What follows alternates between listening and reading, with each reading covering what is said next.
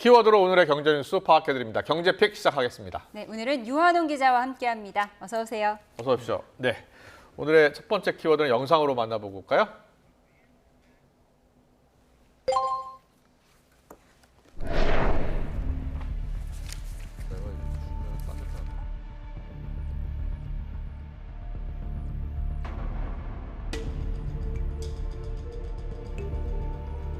한 50일 있다 결제된 것 같아요. 그 자금 문제가 힘든 거죠. 그러니까 많이 팔아도 걱정되고 안 팔려도 걱정되는 거죠. 대금 유용 가능성이라든가 이거를 정산주기 기한하고 잘 연결을 못 시켜서 결국 뭐 이런 사태는 사실은 예상은 충분히 못했다는 말씀 드리고 그 부분에 대해서 저희가 제도 위기점에 대해서 사과드린다고 자율규제가 말씀드립니다. 잘못된 거예요.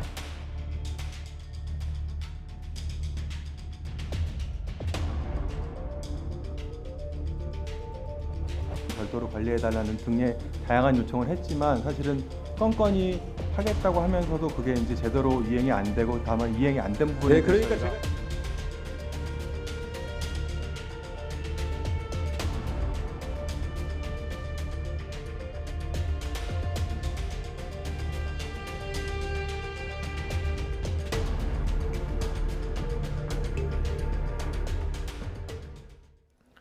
네, 첫 번째 키워드 소잃고 외양간 고치기. 정부가 뒤늦게 제도 개선에 나선 거죠. 그렇습니다.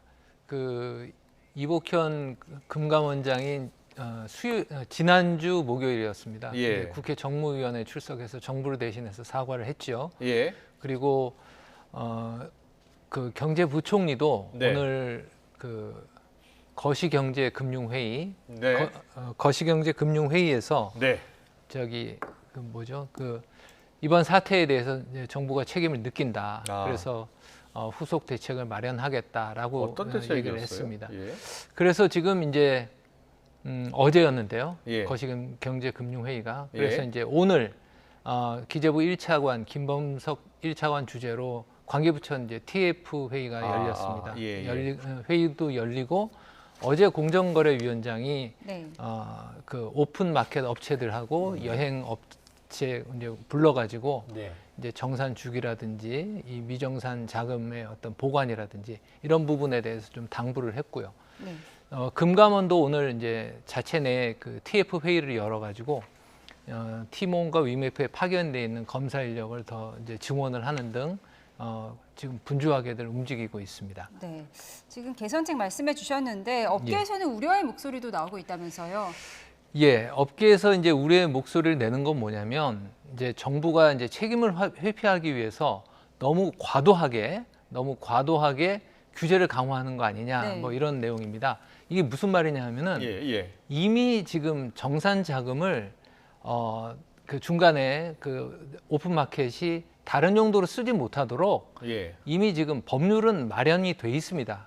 그 이제 전자금융거래법이라고 하는데요. 이게 이제 개정이 돼서 예. 9월에 시행이 됩니다. 네. 네. 문제는 이제 시행 전에 이런 일이 터졌기 때문에 그렇군요. 이제 생긴 겁니다. 예. 그래서 이제 금융감독원이 이제 가이드라인을 2020년, 2022년 두 차례 이제 가이드라인을 마련을 해서 네. 티몬과 위메프 측에다가 이제 이러한 사항을 준수해라 이렇게 얘기를 했죠. 예. 그런데 하겠다라고 답변을 했을 텐데 네. 이제 사후에 이런 것들을 확인을 제대로 못한 겁니다. 네.